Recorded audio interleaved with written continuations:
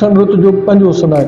उन्हनि पननि छणनि ते उभरंदड़ आवाज़ में केॾो सोज़ ऐं दर्द आहे, ॼण त अलण फ़क़ीर तंबूरे जी तान ते शाह साईं जो सुर सामुंडी ॻाए रहियो हुजे। अलण फ़क़ीर जी यादि अचण ते यादि पवेसि थी सिंध लाजी।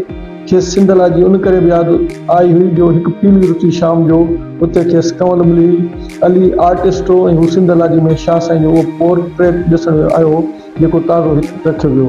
ऐं कॾहिं कॾहिं माण्हू जी दिलि चवंदी आहे वरी माण्हू पाण हुन ॻोठाणी ज़िंदगी ॾांहुं मुटीअ में जिते खुलियल मैदान हूंदा, जिते सावा फसल हूंदा ऐं सरें जी फुलार हूंदी, मुख़्तलिफ़ जेके सियारे जी मौसम में ख़ासि तौर ते ॿेर वञी माण्हू पटींदो सुबुह सां निंड मां उथण सां जेको आहे मुंहुं धोतो न धोतो, पर इहा ख़बर हूंदी ॿिया ॿार ॻोठ जा पचे हूंदा अॻु बि माण्हू पाण ॿेर जे हेठां पचंदो। बिस्मिल्लाहिर्रहमानिर्रहीम, अस्सलाम वालेकुम। मां आहियां ज़ाकिर हुसैन ऐं तव्हांखे सिंधी पॉइंट में खुशामदीद। अॼु जी हिन पहिरीं सेशन जो जेको असांजो महिमान आहे उहो आहे साईं अल्ताफ़ मलकानी साहब। अचो त हलूं था साईं जी तरफ़। साईं खे भलीकार ॾींदा। साईं भलीकार। सभिनी खां पहिरियों तव्हां पंहिंजी ज़िंदगी जे बारे में, तव्हांजी तइलीम, इब्तिदाई तइलीम किथां थी ऐं हींअर ताईं जो सफ़र कीअं रहियो? सिंधी पॉइंट जो जीअं तव्हां मुंहिंजो तारीफ़ करायो, ख़ासि तौर ते ॻोठी जेका सुञाणप आहे उहो असांजो 19वीं सदी जो वॾो आलिम अल्लामा मखदूम ग़ुलाम अहमद मलकानी रहमतुल्लाह अलैह जंहिं खिलाफत तारीख़ में अंग्रेज़ दौर में खिलाफत तारीख़ में भी सोच ऐं वॾा आलिम मुफ्ती ऐं ईअं खणी चइजे त हिकिड़े रुहानियत जे आला दर्जे ते पहुतो शख़्सियत हुआ। उते मुंहिंजो जनमु थियो ऐं मुंहिंजे ख़ानदानी पस मंज़र में ज़ाहिरी ॻाल्हि आहे हिकिड़ो इल्मी अदबी घरानो आहे ऐं उतां खां ई मुंहिंजी इब्तिदाई तालीम घर खां ई। उन खां पोइ जीअं वाल साहब जेको आहे उनजी गवर्नमेंट जॉब हुई उहे हैदराबाद आया। पोइ वरी असां 1973 ईस्वी खां वठी हैदराबाद शहर जे अंदरि तालीम कयो ऐं बाक़ी तालीम जेका असां हैदराबाद जे अंदरि थी। अदब जी दुनिया में कॾहिं पैर पातो? जेका लिखण जी शुरूआत कई उहा लिखण जी शुरूआत कई ॿारहं अदब यानी इब्तिदाई तौर ते ॿारहं शाइरी कई।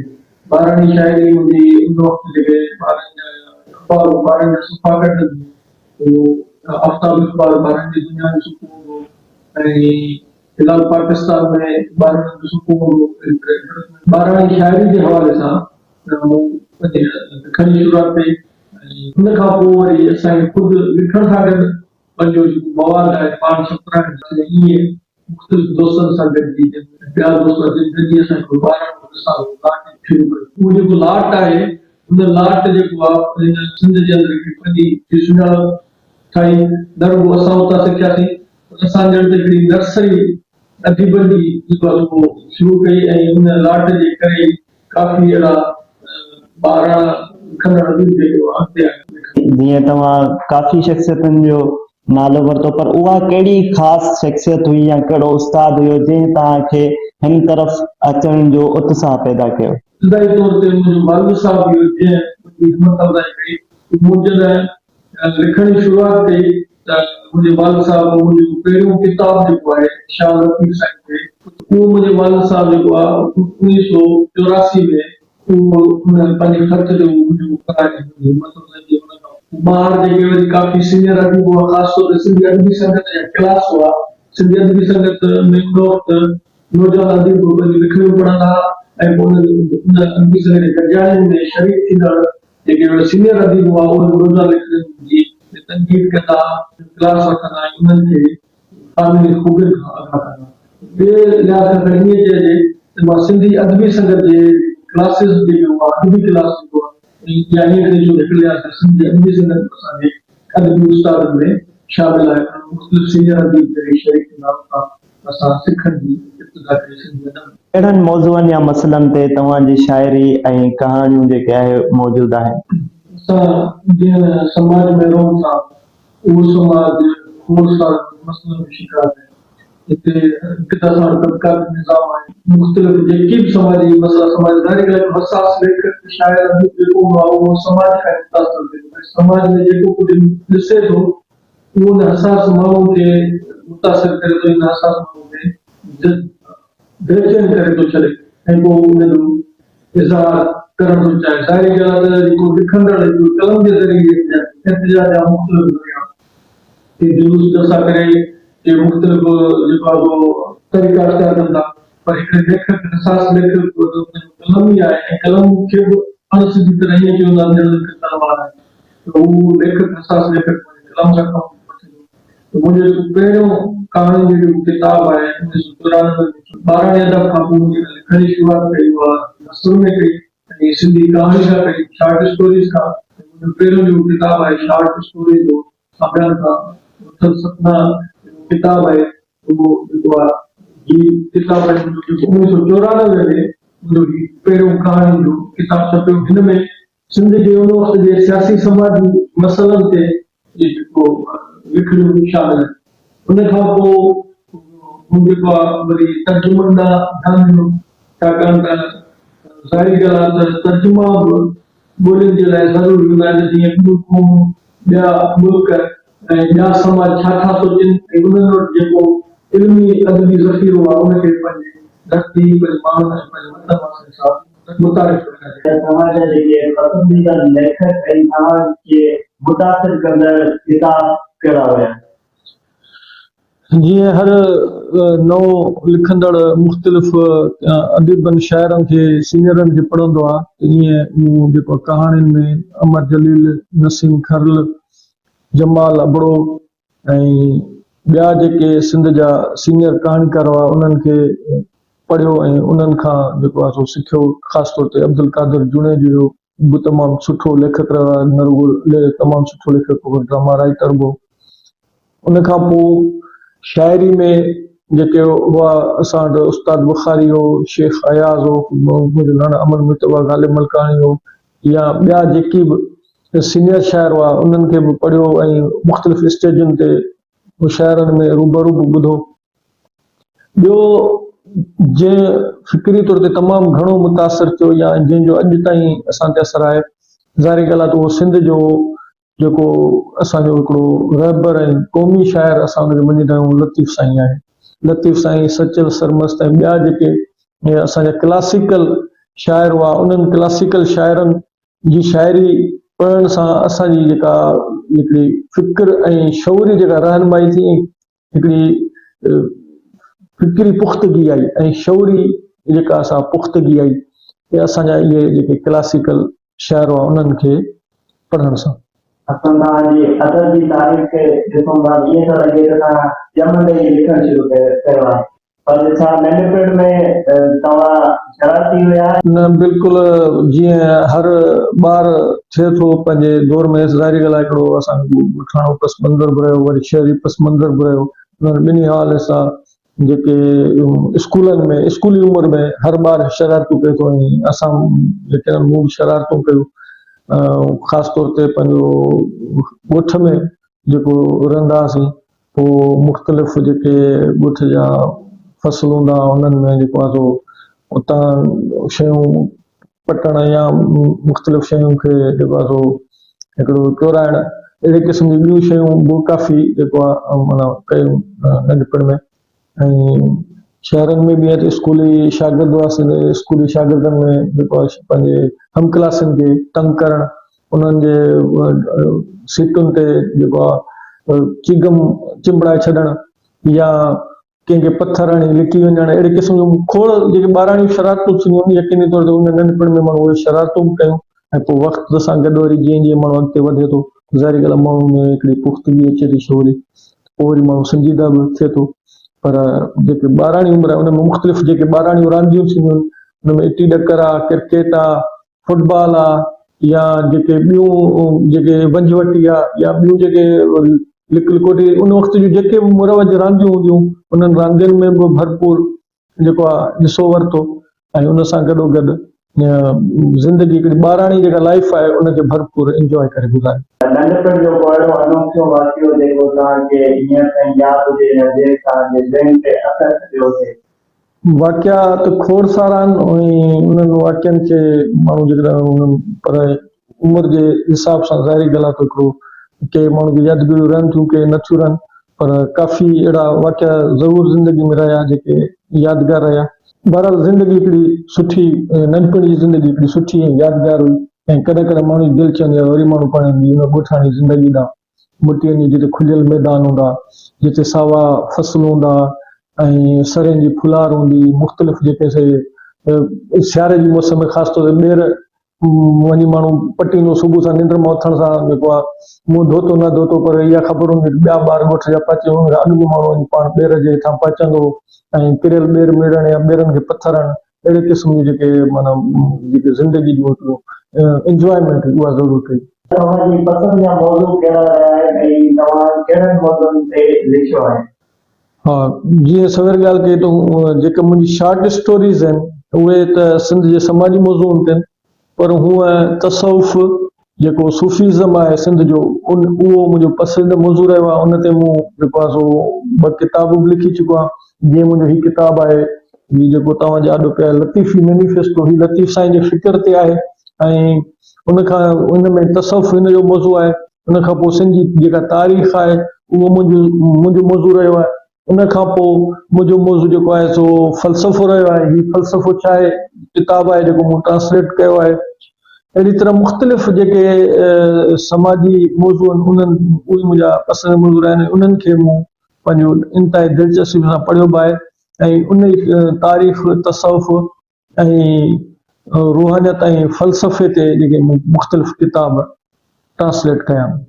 तव्हांजो उहो कहिड़ो किताबु आहे जंहिंमें तमामु जल्द घणी मक़बूलियत माणी हुजे? हूअं त तक़रीबन जेकी बि मुंहिंजा किताब आया आहिनि या ख़ुसूसी तौर ते मूं ते अलाह जी महिरबानी आहे त मुंहिंजे हर किताब जा तक़रीबन 2-2, 3-3 या 4-4 एडिशन छपिया आहिनि, जिन में नहजुल बलागा हज़रत अली जे जेको ख़ुतबात जो ऐं कौल जो जेको आहे किताबु आहे उहो 6 दफ़ा शायदि थी चुको आहे। नाविल जेको मूं तर्जुमो कयो ब्राज़ीलियन लेखक हो पायलो कोयलो, उन जो जेके से ॿियो छापो अचण वारो आहे। अहिड़ी तरह ओशो जा रजनीश ओशो जा किताब आहिनि, क़िससुल औलिया किताब आहे या ॿिया मुख़्तलिफ़ जेके बि किताब आहिनि। फ़लसफ़ो छा आहे उहो 2 दफ़ा छपिजी चुको आहे। इहे मुख़्तलिफ़ मौज़ुअनि ते जेकी बि किताब आया आहिनि उन्हनि खे सुठी अवामी पज़ीराई मिली आहे ऐं हिन वक़्त ताईं तक़रीबन 60 खां 65 किताब मां तर्जुमो करे चुको आहियां, जिन में 7 खां 8 किताब मुंहिंजा पंहिंजा तख़लीक़ी मौज़ुअनि ते लिखियल आहिनि, बाक़ी मुंहिंजा किताब जेके से तर्जुमो थियल आहिनि। सिंधी अदब जे मुस्तक़बिल जे लाइ तव्हांजो कहिड़ियूं उमेदूं आहिनि? तव्हां उन ते छा सलाह ॾींदव? सिंधी अदब जेको आहे उन में असांजो नौजवान जेको लेखक आहे उहो इंतिहाई बाशोर ऐं सुठो ज़हन रखंदड़ आहे ऐं जीअं त अॼु जे नौजवान खे टेक्नोलॉजी जे हवाले सां मुख़्तलिफ़ मौक़िया बि हासिल आहिनि त हू न रुॻो पंहिंजे घर वेठे किताब पढ़ी सघे थो, पर जेके कंप्यूटर टेक्नोलॉजी मुख़्तलिफ़ वेबसाइट्स आहिनि जेके किताबनि लाइब्रेरियूं उतां बि हू मुतालो करे थो ऐं इन हवाले सां शाइरी हुजे, कहाणी हुजे, नाविल हुजे या ॿिया जेके समाजी मौज़ू आहिनि उन्हनि ते ॾिसिजे त सिंध जा नौजवान काफ़ी सुठो लिखनि पिया ऐं मां पुरउमीद आहियां त जेको असांजो मुस्तक़बिल थींदो उहो ॾाढो शानदार हूंदो, छाकाणि त असांजो नौजवान बाशऊर ऐं हिकिड़ो पंहिंजे समाज ॾांहुं ज़िम्मेवार आहे ऐं नौजवान तमामु सुठो लिखनि पिया। त तव्हां कहिड़ियूं सरगर्मियूं आहिनि ऐं समाजी कमनि कार्यनि में? समाजी हवाले सां हींअर जेके मुंहिंजूं सरगर्मियूं आहिनि उहे 3 जेके तंज़ीमूं उन्हनि सां लाॻापियल आहिनि।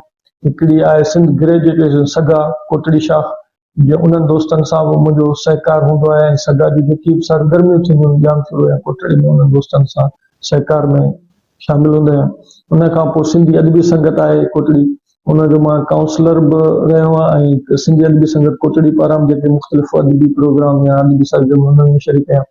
पर ख़ासि तौर ते असांजी जेका बज़्म ग़ालिब आहे, बज़्म ग़ालिब असल में साईं अमन मुतबा ग़ालिब मलकाणी जे नाले सां या उनजी निस्बत सां असां क़ाइमु कई आहे, जेको तमामु वॾा आलिम अदीब आहे। उन जे तरफ़ां असांजे जेको आहे हर जुमे ते जुमे नमाज़ खां पोइ जेको आहे गॾिजाणी कचहरी थिए थी, अदबी कचहरी, उनमें आस पास जामशोरे कोटड़ी हैदराबाद जा जेके सुघड़ शाइर अदीब ऐं इल्मी अदबी माण्हू शरीक थियनि था। उनमें हर दफ़े कंहिं जेको आहे दुनिया छॾे वियल अदीब खे यादि कयो वेंदो आहे या वरी कंहिं ज़िंदा अदीब सां बाक़ाइदा रिहान कई वेंदी आहे, उनखे अजरत ऐं उनखे भेटा पेश कई वेंदी आहे ज़िंदा शख़्सियत खे बि। उन खां अलावा बि जेके अदबी सरगर्मियूं असांजी जारी आहिनि, इहो तक़रीबन असांजो सिलसिलो 2013 खां वठी बाक़ाइदे हफ़्तेवार जेको कचहरी जो सिलसिलो हलंदड़ आहे ऐं उहो इंशाअल्लाह अॻिते बि हलंदो रहंदो।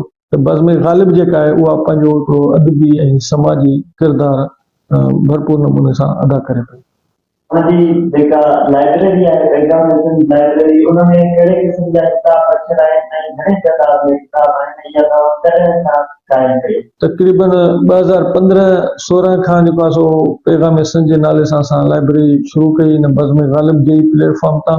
ऐं हुन पैगाम सिंध लाइब्रेरी में हींअर मुख़्तलिफ़ मौज़ूअनि ते जेके किताब आहिनि, तक़रीबन सिंधी, उर्दू ऐं कुझु अंग्रेज़ी ॿोली में बि किताब असांजी लाइब्रेरी में तक़रीबन 2000 खनि किताब आहिनि। अॼुकल्ह जे नौजवान खे कहिड़ी सलाह ॾींदव? नौजवान असांजो जेको आहे इंतिहाई बासलाहियत आहे ऐं ज़ाहिरी ॻाल्हि आहे त हीअ जेका असांजी जंहिं दौर में असां अॼु रहूं था, हिन दुनिया खे हिकिड़ी डिजिटल एज चयो थो वञे। हीअ दुनिया जेका आहे हिकिड़ो नंढिड़ो ॻोठु ग्लोबल विलेज थी वई आहे, या हीअ जेका दुनिया आहे अॼुकल्ह आर्टिफिशियल इंटेलिजेंस जो जेको दौर आहे, हिन दौर में अॼु जे नौजवान खे तमामु घणा चैलेंज आहिनि। असांजे दौर में लाइफ सादा हुई, मुख़्तसिर हुई, टेक्नोलॉजी महदूद हुई, माण्हू वटि मौक़िया बि घटि हुआ, जंहिंजे करे माण्हू जा जेके फील्ड्स बि महदूद हुयूं। पर अॼु जे नौजवान लाइ हिकिड़ो सॼी दुनिया खुलियल आहे। अॼु दुनिया हीअ जेका आहे, माण्हू हिकिड़ो नौजवान जेको आहे उहो ईअं खणी चइजे इंटरनेशनल सिटीज़न आहे। अॼुकल्ह जो जेको नौजवान आहे उहो अॻे माण्हू जाग्राफी हदनि जे अंदरि बंदि हूंदो, पर टेक्नोलॉजी जाग्राफी हदनि खे ख़तमु करे छॾियो आहे। ऐं उन टेक्नोलॉजी जे ज़रिए अॼु जो नौजवान पंहिंजे घर वेठे बि दुनिया जे अंदरि कहिड़ी बि कुंड में पंहिंजे घर वेठे कंप्यूटर जी स्क्रीन ते लखे रुपया कमाए सघे थो, जेकॾहिं हुन वटि सलाहियत आहे। त उन करे सभ खां अवल जेका आहे उहा आहे माण्हू खे पंहिंजी ज़िंदगी जी लाइफ जे लाइ जेका अहम शइ आहे उहा आहे टाइम मैनेजमेंट। जेसि ताईं पंहिंजो नौजवान पंहिंजे सुम्हण, उथण, खाइण, घुमण फिरण जो टाइम सेट न कंदो, जेसि ताईं हू टाइम मैनेजमेंट न सिखंदो, कामयाबी माणणु इंतिहाई मुश्किल आहे।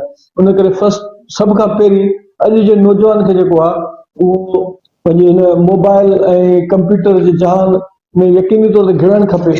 पर उन में फुज़ूलियात जेके आहे, जेके फुज़ूल टाइम आहे, उन्हनि जेके फुज़ूल वेबसाइट उन्हनि ते वक़्तु विञाइण खां बहितर इहो आहे त कंहिं उस्ताद, कंहिं रहबर जी रहनुमाई वठे ऐं उन टेक्नोलॉजी जो मस्बत ऐं बहितर इस्तेमालु करणु सिखे ऐं टाइम मैनेजमेंट सिखे, त हुनजे उथण सुम्हण जा जेके घुमण फिरण जा जेके टाइम हुजनि उहे हिकिड़ा मुक़ररु हुजनि। जेसि ताईं अॼु जो सिंध जो नौजवान जेकॾहिं टाइम मैनेजमेंट न सिखंदो ऐं पंहिंजे वक़्त खे बहितर अंदाज़ में सर्फ करण ऐं वक़्त खे बहितर अंदाज़ में इस्तेमालु करणु न सिखंदो, तेसि ताईं हू दुनिया सां कुलो कुले में मिलाए न हली सघंदो। दुनिया जूं जेकी बि क़ौमूं आहिनि उहे वञी सोल्यूशन में, जीअं असां चवंदा आहियूं दुनिया जी चंड ते पहुती आहे ऐं अॼु बि असां 18वीं सदी जी ज़िंदगी गुज़ारे रहिया आहियूं। अॼु बि असां लाइ खोड़ सारा टेक्निकल फील्ड्स आहिनि जेके अणॼातल आहिनि ऐं असांखे ख़बर बि न आहे उन्हनि फील्ड्स जी। त अॼु जे नौजवान खे पंहिंजे हिन जेका ई डिजिटल एज आहे इन मां फ़ाइदो खणणु खपे ऐं पंहिंजी शऊरी ऐं ज़हनी सुजाॻी आणणु खपे ऐं पंहिंजे स्किल्स खे वधाइणु खपे, त जीअं हू हिन दुनिया में कामयाबी माणे सघे, पंहिंजी क़ौम जो बि कद ऊचो करे सघे, पंहिंजी क़ौम खे, पंहिंजे समाज खे बि अॻिते वठी वञी सघे ऐं पाण बि पंहिंजी ज़ाती ज़िंदगी खे जेको सो सेटल करे सघे।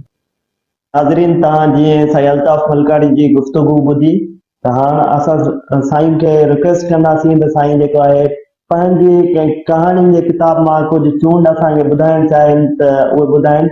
साईं जन सां असांजो गुफ़्तगू जो सिलसिलो अॻिते बि जारी रहंदो।